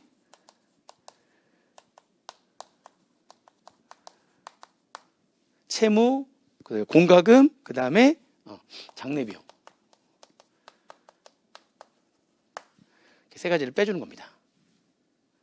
빼주는데 그냥 지금 여기서 다 그냥 보면 돼요. 이게 어려운 여기까지는 바로 그냥 오셔야 돼요. 이게 보면은 일단은 채무부터 잠깐 정리하자면 아니 상속을 받으면 자산만 상속받는 것이 아니라 아버지의 빚도 상속을 받는 거예요. 자산은 100억인데 빚이 80억이야. 그러면 걔를 뺀 나머지 20억에 대해서만 과세를 해야 되는 거죠. 빚도 내가 갚아야 되는 거니까. 그래서 채무를 빼주는 건 당연한 거예요. 당연한데 여기서 말하는 이 채무는 연대채무라든지 뭐 보증채무라든지 증여채무 다 포함한 모든 채무를 다 포함하는 거거든요. 근데 증여채무라는 것만 좀 정리하시면 돼요. 여기서 말하는 채무는 교재 지금 뒤에 다 나오는 얘기들입니다. 교재 보시면은 지금 한꺼번에 지금 미리미리 얘기할 것들은 바로바로 얘기하면서 가는 거예요. 지금 뒤에 지금 쭉쭉쭉 해가지고 263페이지에 과세가액 공제액 나오잖아요. 그 공과금, 장례비용, 채무에 대한 얘기가 나오는데 지금 그 3가지에 대한 얘기를 지금 보는 거예요. 그 뒤에 왔다 갔다 하면서 보세요. 지금 계산구조에서 볼 때 한꺼번에 봐버리려고 하는 거니까. 채무는 당연히 빼주는 게 맞잖아요. 근데 채무 중에서 증여채무라는 게 증여채무도 빼주는 게 맞거든요. 증여채무도 빼줘. 증여채무가 뭐냐? 증여채무는 그러니까 아버지가 이렇게 된 거예요. 아버지가 그러니까 이게 돌아가셨거든요. 근데 돌아가시기 전에 그냥 증여를 한 거야. 아들한테 미리 아들한테 10억 이렇게 증여한 거야. 이렇게 증여를 했어요. 그러면은 아버지가 돌아가셨을 때에 원래 100억의 자산이 있었는데 미리 10억 증여했으니까 돌아가셨을 때는 자산이 90억 있는 거예요. 지금 이렇게. 그럼 아까 우리가 사전에 이제 중요하죠. 몇 년이라고 했냐면 상속인이라면 10년, 상속인이 아니라면 5년. 사전 증여한 거는 이렇게 합산해가지고 총 100억에 대해서 비과세나 뭐 과세급 불산입이 없다면 90억에 10억 더해가지고 100억 될 거 아닙니까? 그 100억에 대해서 이제 세율 곱해가지고 세금을 내는 거죠. 그리고 이때 냈던 증여세는 아무튼 이때 뭐 하면 되고 세금 냈고 이때 기납부세액으로 이렇게 빼면 되는 거잖아요. 증여세는 기납부세액으로. 그걸 이제 증여세액공제라고 해서 세액공제를 받으면 돼요. 이때 냈던 증여세는 세액공제를 받으면 되죠. 그리고 나머지 세금을 내면 되는 건데 이런 식으로 가는 거죠. 내고 빼주면 되는 거니까. 근데 이제 증여채무라고 하는 건 뭐냐면 증여채무는 아버지가 이때 사망을 했는데 이때 증여한 게 아니라 아들한테 증여하기로 약속한 거예요. 증여하기로 약속을 했어요. 근데 그게 이제 내가 죽으면 줄게 이건 아닌데 야 내가 아무튼 너한테 지금 10억짜리 요 건물 내가 내년에 줄게. 아니면 뭐 야 내가 너 열심히 하는 거 봐서 3년 동안 아빠가 딱 봤을 때 네가 열심히 이렇게 뭐뭐를 탁탁 네가 아빠가 요구하는 뭘 했다. 그러면 내가 10억짜리 건물 줄게. 이렇게 약속했어요. 그러니까 아들이 아빠 말만 하면 어떡해. 그래서 공증 쓴 거야. 이제 아버지가 하더라고. 공증을 다 서야 되는 거예요. 그래서 계약서를 다 쓴 거죠. 계약서 쓰고 그 계약서를 공증 받고 증여하기로 약속한 거야. 증여. 그걸 이제 증여 채무라고 하는 거죠. 그러면 이제 3년 뒤에 아버지가 줘야 되는 거예요. 아니면 날짜를 정한 거죠. 야, 지금은 좀 그렇고 3년 딱 지난 다음에 줄게. 이렇게 약속을 한 거야. 그래서 다 적어놨어. 거기다 3년 뒤에 언제 건물 10억짜리를 내가 받기로 약속을 다 했어요. 준 건 아니죠. 증여 채무 준 건 아니고 증여하기로 약속만 한 거야. 근데 3년이 되기 전에 아버지가 돌아가신 거지. 그러면 이제 그 아버지가 나한테 줘야 되는 지금 뭐가 있으니까 계약서가 있기 때문에 내가 그 10억을 받을 수가 있어요. 아니면 아버지 친구분일 수도 있는 것이고. 그러니까 이게 증여채무 10억이 있었어요. 그래서 이거는 준 건 아니죠. 주기로 한 거지 아직 안 준 거죠. 주기로 한 거지 아직 안 준 거예요. 그러니까 아버지 재산이 지금 얼마냐면 100억이거든요. 100억인데 준 건 아니니까 돌아가셨을 때 재산이 얼마가 있는 거예요 지금? 100억이 그대로 있는 거죠. 주기로 한 거지 안 준 거니까 돌아가셨을 때 그대로 100억이 있는 거예요. 이게 100억이 있는 건데 근데 증여채무도 채무니까 100억에서 아까 과세 공제액으로 해가지고 10억을 빼버리잖아요. 이렇게 10억을 빼버리면은 90억에 대해서만 세율이 곱해지는 거잖아요. 이렇게 그렇죠? 근데 아니 10억을 이때 미리 줬을 때도 합산해가지고 100억에다 세율이 곱해지는데 결국에는 10억만큼 주기로 했으면은 돌아갔을 때 100억에서 10억을 줘야 될 거 아닙니까? 그래서 이제 이 100억에서 이제 그 다음에 계약서대로 해가지고 돌아가시고 난 다음에 이제 변호사들이 이렇게 변호사 이렇게 선임해가지고 변호사가 이렇게 주게 돼 있어요. 10억을 줘야죠. 주기로 했으니까 줘야죠. 근데 줬을 때도 100억의 세율이 곱해지는데 주기로 한 거니까 돌아가시고 난 다음에 줘야 되거든요. 근데 그 증여채무는 채무니까 여기서 이렇게 빼버리잖아요. 그리고 90억에다 세율이 곱해지는 거니까 얘하고 이것도 똑같이 기간 내에 증여채무가 있었단 말이죠. 상속인한테 10년, 상속인한테 5년.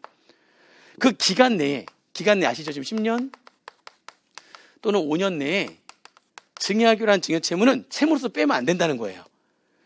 이때 증여한 거나 마찬가지니까 그러면 결국에는 100억에 대해서 세율이 곱해져야 되는 거니까. 그래서 얘하고의 형평성을 유지하기 위해서 이거하고 형평성을 유지하기 위해서 기간 내 증여채무는 원래 증여채무는 다 빼는 건데 기간 이전의 증여채무는 빼는 거 맞아요. 근데 기간 내의 증여채무는 채무로서 공제하지 않는다.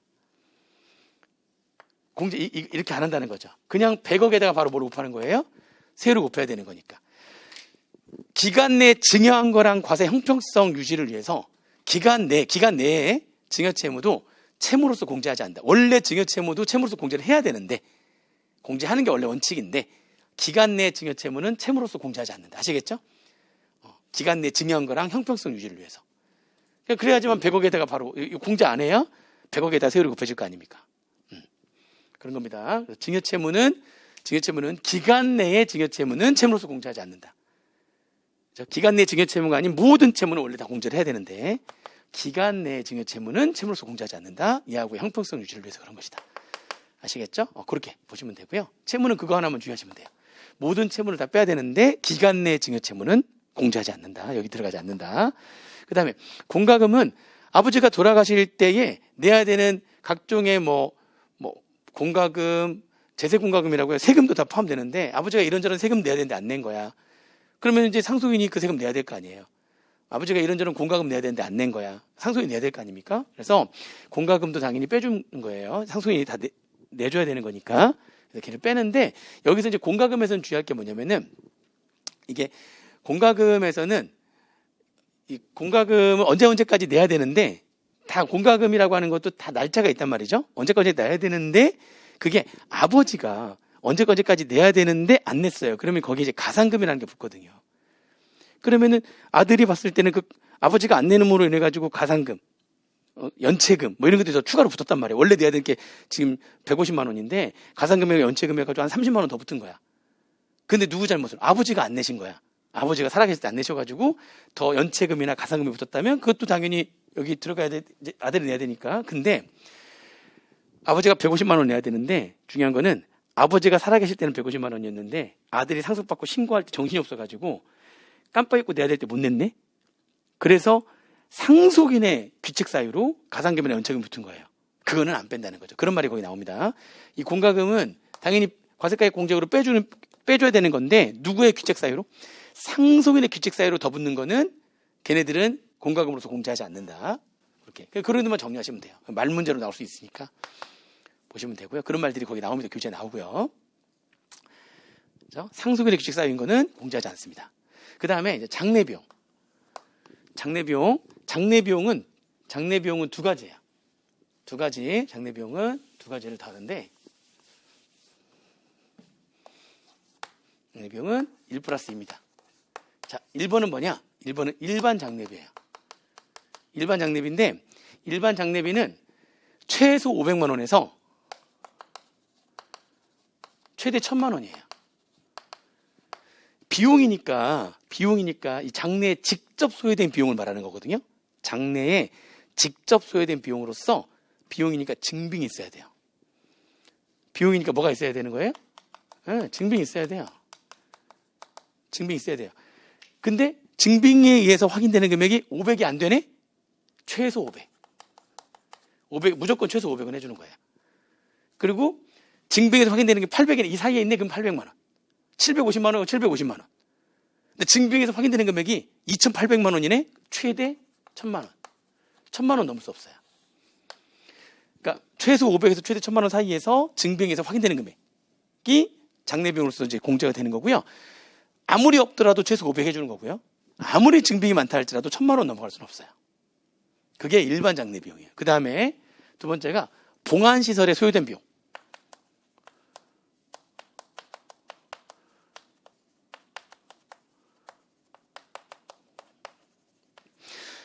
요즘에는 이제 그 매장을 안 하죠. 매장을 안 하고 요즘에는 이제 화장을 많이 하죠. 그래서 화장을 하게 되면은 이제 어딘가 모시긴 모셔야 되는데 그 매장하는 것보다는 이제 공간이 적게 들잖아요. 그죠? 납골당이라든지 아니면은 요즘에는 뭐 그 수목장 해가지고 그 고향의 큰 나무 밑에다가 이렇게 수목장을 하는 데도 있어요. 나무들 이제 안에 나무들 밑에다가 묻어놓는 거죠. 그런 것들이 다 봉안시설이에요. 납골당이나 수목장이나 뭐 이런 것들 하는 거. 그러니까 일단 기본적으로 화장을 한 거죠.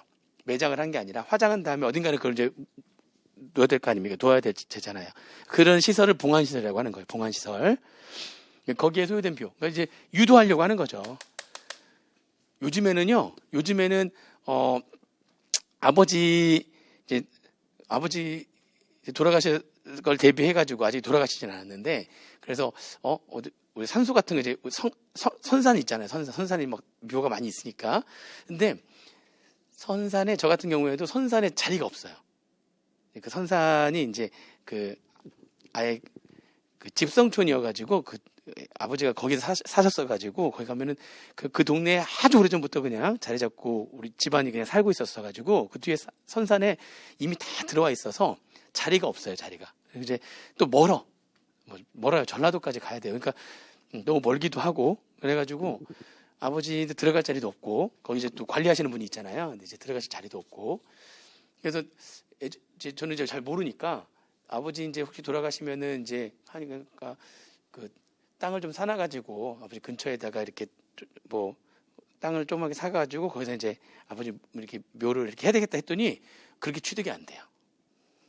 지금은 이거 왜 취득하는 거냐 거기에 이제 아버님 그 산소로 쓰겠다는 거 안 돼요. 그 자체가 새롭게 안 나와요. 공동묘지라든지 이런 데만 이제 되고 허가받은 데만 될 수 있는 거지 일반 개인이 묘지로서 취득이 안 돼요. 이미 이제 선산으로 있는 거는 괜찮지만 묘지로서는 취득이 안 되더라고요. 그래가지고 알아보다가 이제 납골당 하나 이제 가족 납골당 해가지고 몇 대가 같이 이렇게 들어올 수 있게 해가지고 이제 하나 해놨어요.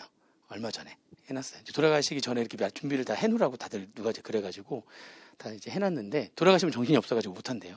이제 다 해놨는데 아버지 어머니가 가끔씩 가더라고요. 본인들이 나중에 이제 있어야 될 자리라면서 한 달에 한 번씩은, 한 2달에 한 번씩은 가시는 것 같아. 거기 가서 어디에요? 그러면 거기 용인에다가 이렇게 해놨거든요. 용인에 있는데, 추모공원인데, 이제 거기 납골당 이렇게 시설이 있는데, 거기다 이제 미리 자리를 해놨는데, 좋은 자리에다 이렇게 해놨는데, 가니까, 가셔가지고, 내 집 왔어. 그러시는 거예요. 그래서 무슨 말인가 했더니, 내 집이라니, 엄마 집, 나 엄마 집이야. 그랬더니, 아니, 그거 말고, 나중에 내 집. 이러면서 말씀하신 것 그래요. 근데 이제 이 봉안시설에 소요되는 비용은 별도로 따로 해주는데요. 이것도 증빙이 있어야 되는 거죠. 증빙이 있어야 되는데 없으면 빵원부터 해가지고요. 최대 500만 원이에요. 그러니까 이게 증빙에서 확인되는 금액이 500보다 커도 500을 넘어갈 수는 없는 거죠. 증빙에서 확인되는 금액. 그러니까 최대 여기서 일반에서 1000, 봉안시설에서 500. 최대는 1500까지. 최소 증빙이 하나도 없어. 그럼 이거 빵이죠? 최소 여기는 500이죠.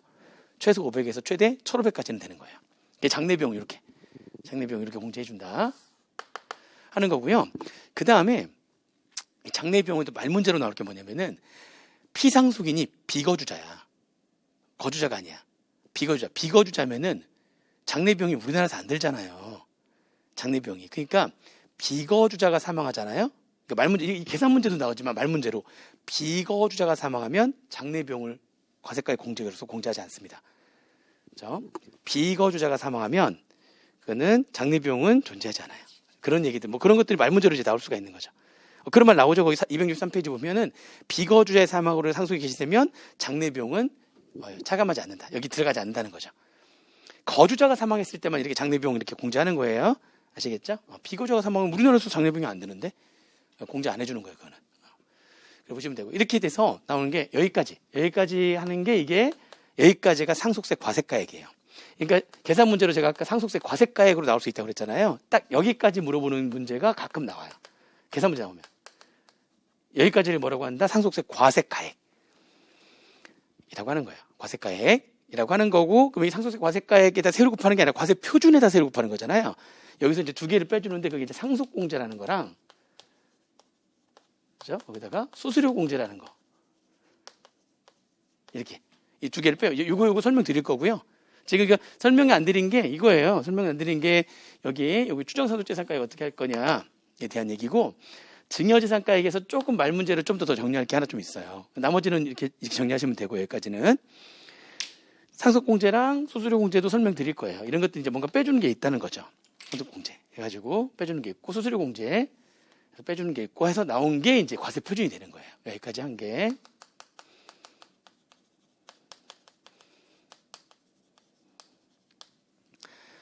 과세 표준. 그리고 이제 이건 공부할 거고요. 과세 표준도 이제 얘기를 하면은 과세 표준을 계산했더니 금액이 50만 원이 채 안 되네. 50만 원 미만이면 세율을 안 곱해. 즉 과세하지 않는다. 그래서 이게 50만 원 미만이면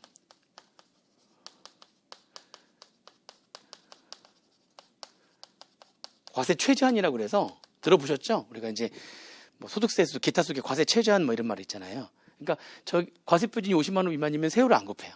끝. 과세하지 않겠다는 거죠. 그리고 과세 최저한이라고 합니다. 여기까지 온 다음에 보니까 50만 원이 안 돼? 그러면 세율 곱하지 않을 거야.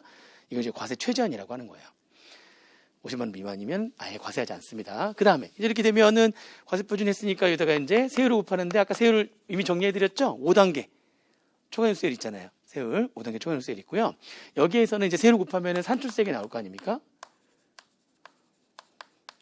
세율은 10에서 50%까지 5단계 초과세율을 적용하고요. 그래서 나온 이제 산출세액이 있을 텐데 이게 산출세액에다가 뭐가 있냐면은 산출세액에다가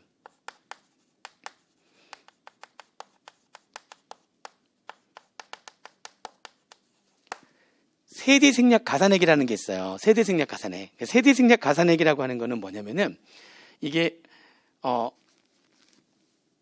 이제 A라는 자가 있고 A라는 자가 사망해서 아들이 상속받으면 상속세를 내고 그 다음에 아들이 또 사망하면은 그 A라는 자 입장에서 볼 때 손자가 되겠죠. 그러니까 손자가 또 상속받으면 또 상속세를 또 내야 되는 건데 보니까 이제 이런 거죠. 그러니까 크게 여러 가지가 있는데 뭐 그래요. 아무튼 아들은 마음에 안 들어. 아들은 마음에 안 드는데 손자는 이런 말이 있어요. 손자는 전생의 첫사랑이래. 뭐 이런 말이 있어요. 그러니까 그래서 손자는 그러니까 아들은 예를 들어 밥 안 먹고 아들이 막 돌아다니고 하면은 엉덩이 음식 밥 안 먹고 이렇게 하는데 손자가 밥 안 먹고 막 뛰어다니잖아요. 그럼 할아버지들이 어떻게 하냐면 밥그릇을 들고 쫓아다녀요. 그러면서 이렇게 해서 막 먹여요. 이게 완전히 웃겨요. 그러니까 아니 그 되게 막 억울해. 아니, 나 어렸을 때 밥 안 먹고 저러면은, 예를 들면 밥 지저분하게 먹었어. 지저분하게 먹었다고도 혼나. 뭐, 밥 안 먹고 딴짓 하면은 또 엉덩이 맞아. 막 그런 것도 막 뭐라고 욕먹고 그러는데, 우리 아들은 되게 부러워. 아들은 우리 아버지가 나한테 하는 거랑 달라요. 너무 달라. 왜 이러지? 근데 누가 그런 말 하더라고요. 손자손녀는 전생의 첫사랑이래. 그러니까, 그냥 뭐래도 용서가 되는 거지. 그러니까, 아들이 뭐 마음에 안 드는데 손자가 마음에 들어가지고 유언으로 손자한테 자산을 남긴 거예요. 유언으로. 손자는 아들이 있는 상태에서 손자는 상속인이 아니잖아요. 아들이 있는 상태에서 손자는 상속인이 아니에요. 근데 유언으로 남길 수가 있거든. 유언으로. 그게 이제 세대를 생략하고 손자한테 가버리면은 그러면 원래 아들한테 갔다가 손자한테 가면 상속세가 2번 과세돼야 되는 건데 바로 가버리는 거니까 상속세가 2번 과세가 돼야 되는 게 한 번만 과세가 되는 거잖아요. 어떻게 보면. 그래서 세대생략 가산액이라고 해가지고 추가로 더 할증을 해요. 할증하는 거예요. 이게 할증이야, 할증. 그러니까 산출세액의 30%를 할증하는 거예요. 30%를 더 할증하는 거예요. 세대생략 가산액이라고 해서. 그러니까 대습상속은 괜찮아요. 대습상속은 아들이 이미 사망한 거예요, 예전에. 그래서 아들이 없는 상태에서 손자한테 상속하는 거는 대습상속이라고 해서 그거는 세대생략 가산액이 아니죠. 아들이 이미 사망해서 없어가지고 손자한테 가는 거는 그걸 대습상속이라고 그래요. 그런 문구들이 다 나옵니다, 뒤에. 대습상속은 세대생략 가산액을 가산하지 않는다. 그죠? 세대생략 가산액은 몇 퍼센트 할증하는 거예요, 산출세액에? 그러니까 산출세액 곱하기 1.3 하면 돼요. 그러면은 그렇게 해서 나온 금액이 산출세액 합계가 되는 거예요. 산출세 합계가 되는 거예요. 아시겠죠? 세대생략 가산액 해가지고 할증 30% 하는 건데 근데 30%가 아니라 40%를 할증할 수가 있어요. 그게 두 가지 요건을 모두 충족하면은 40% 할증이 되는 거예요. 두 가지 요건을 모두 충족하면. 교재에 나오면은 이제 200개 뒤쪽에 쭉 나오는 건데 269페이지에 나와요. 40%를 할증하는 경우가 있는데 이거는 두 가지 요건을 모두 충족하면 돼요. 두 가지 요건을. 그러니까 그 손자가 그러니까 자녀를 제외한 직계 비속이라고 표현하고 있어요. 그게 손자죠. 그러니까 자녀가 아닌 직계 비속이니까 손자가 미성년자면서 그러면서 상속받은 금액이 미성년자면서 20억 원 초과하면 40%를 할증해요.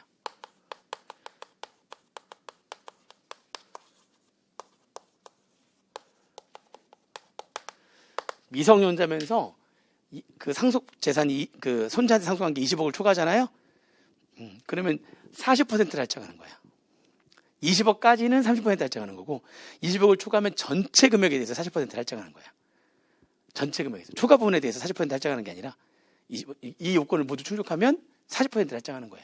그러면 이제 산출세 합계가 되는 겁니다. 세대생략 가산액 아시겠죠? 무슨 말인지 아시겠죠? 이렇게 해서 30 또는 40% 요금이 40%다. 산출세 합계를 구했잖아요. 그 다음에 여러 가지 세액 감면 공제들이 막 있는데 이 세액 공제는 두 가지만 알면 돼요.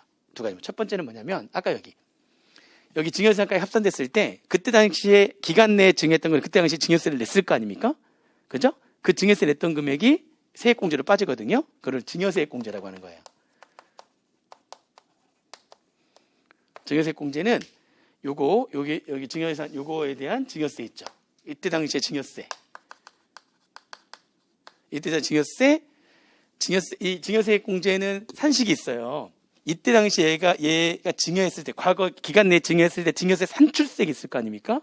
산출세. 그거에다가 뭐 한도 해가지고 한도 산식이 굉장히 복잡한데 한도에 걸리는 일이 없어요.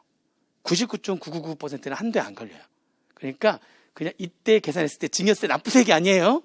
증여세 납부세액이 아니라 증여세 산출세액 다음에도 뭐 이것저것 빼가지고 납부하는 세액이 나올 거 아닙니까? 납부세액이 아니라 그때 당시에 증여했을 때 증여세 산출세.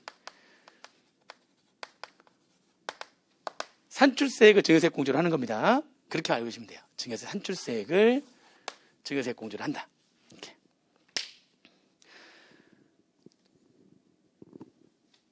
또 뭐 외국 납부세, 그러니까 뭐 증여재산이 외국에 있으면 그 나라에서도 상속세를 낼 거기 때문에 외국 납부세액 공제도 하고 막 있고 막 이러는데 뭐 단기 재산속 공제 뭐 이런 게 있는데 그런 거 시험 문제 안 나오니까 증여세액 공제 하나 알고 계시면 되고요. 그 다음에 신고세액 공제. 딱 세액 공제는 두 개만.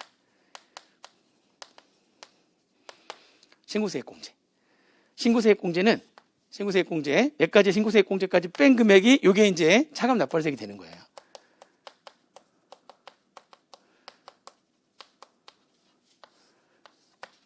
신고세액 공제. 자, 신고세액 공제는 어떻게 되는 거냐? 신고세액 공제는 산출세액 합계, 세세이나 가산액까지 포함한 산출세액 합계 금액 있죠? 거기다가 증여세액 공제 뺀 거 있죠? 뺀 나머지 금액. 여기까지 다 계산한 나머지 금액 있죠? 여기까지 쭉, 그러니까 이게 제일 마지막에 하는 거예요. 여기까지 쭉 계산하고 그 나머지 금액에 3% 공제 주는 겁니다. 세세이나 가산액까지 포함한 산출세액 합계 금액에서 신고세액 공제를 제외한 나머지 세액 공제들, 그 중에 우리가 이거 하나만 얘기했지만 이거 뺀 나머지 여러 가지 세액 공제 다. 그죠?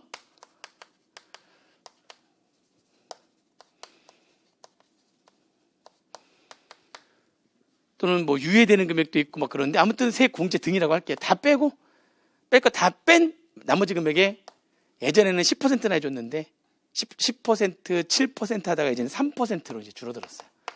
몇 년 전부터는 3% 줄어들었다. 국기법 다들 공부했을 거 아니에요. 국기법. 아직 국기법에서 이 상속세하고 증여세는 이거를 정부부가제도, 신고납부 의무는 있지만 이거 신고로서 확정이 안 되죠. 정부부가제도다 이렇게 얘기를 하는데 이게 정부부가제도지만 신고를 하게 할 수밖에 없는 게 누가 죽고 증여했는 걸 어떻게 정부가 다 파괴해요? 못하죠. 모든 사람들한테 뭐 무슨 우리 SF 영화처럼 모든 사람들한테 다 바코드가 다 들어가 있어가지고 무슨 행위를 하든지 간에 정부가 다 알고 있으면 모르겠지만 그게 아니잖아요. 그러니까 신고를 유도해야 돼요. 그래야지만 사망했을 때 신고를 유도해야지만 그걸 기초로 해가지고 이제 재산들을 밝혀내고 뭐하고 막 이렇게 할 수가 있거든요. 그러니까 신고를 유도하기 위해서 납부 안 해도 돼요. 신고만 하면 돼요. 신고만 하면 납부 안 하더라도 기한 내 신고 기한이 있어요. 상속세는 상속 개시일에 속한 달의 말일로부터 6개월 내. 증여는 증여일이 속한 달의 말일로부터 3개월 내에 신고를 해야 되는데 그렇게 기한 내에 신고하면 3% 공제입니다. 기한 내에 신고하면 3% 공제해 주고요. 뭐를 안 해도 된다고요? 납부 안 해도 세액 공제해 주는 거예요. 납부를 하지 않더라도 공제해 줘요. 신고만 하면, 기한 내에 신고만 하면, 신고를 유도할 목적이기 때문에 기한 내에, 신고 기한 내에 신고만 하면 납부를 하지 않더라도 3% 공제해 주는 게 신고세액 공제입니다. 그렇게 아시겠죠? 그렇게 해가지고 차감 납부세액 구하고요. 이제 마지막에 이제 얘기하는 게 이렇게 계산된 차감 납부세액 있을 거 아니에요. 그거를 이제 금액이 일정 금액이 넘어가면은 분납할 수도 있고요. 너무 금액이 크면은 몇 년 동안 나눠서 낼 수, 연부연납할 수도 있고요. 2달 뒤에 내는 분납, 몇 년 동안 내는 연부연납, 그 다음에 낼 돈이 없는데 물건밖에 없어. 받은 게 주식하고 부동산밖에 없어. 그러면은 물납할 수도 있어요. 이거에 대해서 또 많이 나옵니다. 이론용 문제로. 분납, 연부연납, 물납에 대해서 나올 만한 것 좀 이따 또 살펴보도록 할게요. 그러니까 이제 전체적인 계산 구조가 이렇게 되는 거고, 이 전체적인 계산 구조는 막 딱 정리를 한 다음에 그다음에 이제 약간 여기서 이거 공부할 거 의제가 뭐냐, 추정 상속전이 뭐냐, 여기서 잠깐 좀 얘기할 거 있고 나머지 것들 정리한 다음에 요거 공제, 나머지들 뭐 여기까지 쭉 그냥 와서 예 나중에 정리하시면 돼요. 흐름 정리하시고 여기서 뭐뭐를 공부하면 되는구나 이렇게 정리하시면 되겠습니다. 아시겠죠?